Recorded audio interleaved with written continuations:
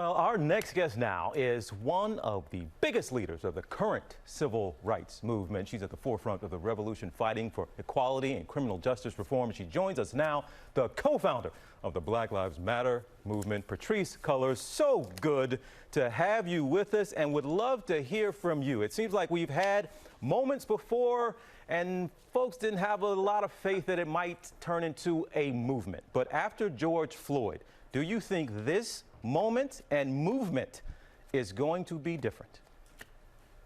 Thanks so much for having me this morning. And yes, I absolutely believe that this moment is different from other moments in the last 7 years. We've seen people hit the streets, show up and protest, demand change in some of the most extraordinary ways over the last several months. And I'm very proud of the work of young people and of an intergenerational movement that's really led by Black folks in this historic time.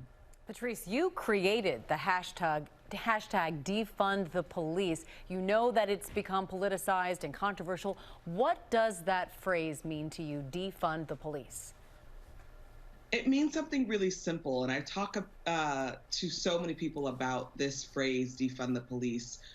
We've spent the last 30 years pouring all of our money and dollars into punitive laws and into a punishment culture. And what we're really calling for in this generation is we need to reevaluate how we see public safety. We need to reevaluate why the police are receiving all of the dollars when it comes to city budgets. And we need to reallocate those dollars back into social services. People need to have access to adequate housing, public education, adequate food, adequate safety measures. And so that is really the call when we say defund the police. And you are also calling on Democrats now to adopt the BREATHE Act. Tell us what the act calls for specifically. Yes, the BREATHE Act is the modern day Civil Rights Act. It is an act that was developed by the Movement for Black Lives and the policy table.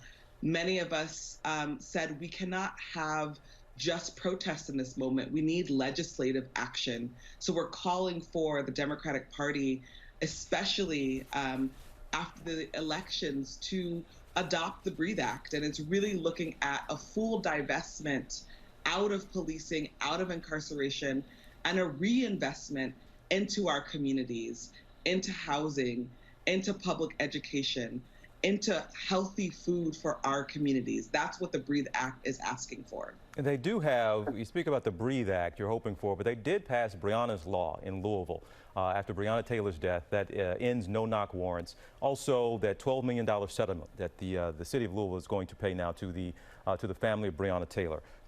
We hear those two things, yet the officers have not been arrested in that case. Do you think, and again, justice can look a lot of ways and mean a lot of things, but where do you put that on the scales of justice, given that there has been some reform actually in that town? It's one minor step to what we see as a necessary overhaul of our current criminal legal system. Our current criminal legal system really does focus only on policing and courthouses and jailhouses. We want to transform that system, and we want to get our communities more. We want our communities to have way more than a badge and a gun. Patrisse, I know you are releasing a young adult version of your New York Times best-selling book, When They Call You a Terrorist. What do you hope young people will be able to take away from this book? Well, I was a young activist, and I started my activism at 16 years old. I want young people to know that movement leaders out here who are 2 decades older than them are here to support them. I want my book to be a supportive voice for young activists. I want people to be able to read my book and say, I can join this movement too. It is not inaccessible. We need everybody to join this movement right now. So my book is really calling for a young generation to keep going. We see you, we love you, we think you're doing amazing work. And Ruth Bader Ginsburg's passing and just her lifetime of work.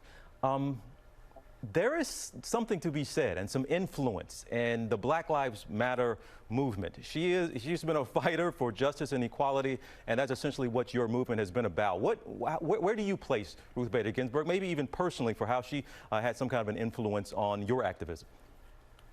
Sure. I mean, I just send my deepest condolences to the family of Ruth Bader Ginsburg. I know that they're mourning not just who she was to them, but who she was to all of us in the world. She was a trailblazing catalyst for so much change: voting rights, gender equality, equal protections under the law for our communities.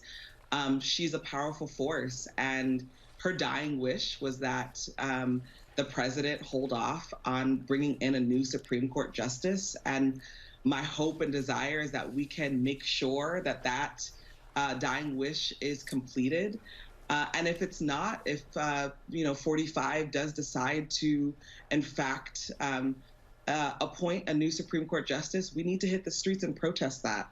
We need to make sure that we get all of the equality that we deserve. And so I'm so grateful and hopeful that we will be able to show up differently this time if, in fact, 45 gets a new Supreme Court justice in office. Patrisse Cullors, I know we are going to see you again down the road. I hope you come back here anytime. There's plenty more work I know you are going to be doing, but thank you so much. And we certainly want our viewers to know that the young adult edition of When They Call You a Terrorist will be available September 29th. Patrisse, thanks so much. Yes, thank you, Patrisse. Well, hey there, GMA fans. Robin Roberts here. Thanks for checking out our YouTube channel. Lots of great stuff here. So go on, click the subscribe button right over here to get more of awesome videos and content from GMA every day, anytime. We thank you for watching, and we'll see you in the morning on GMA.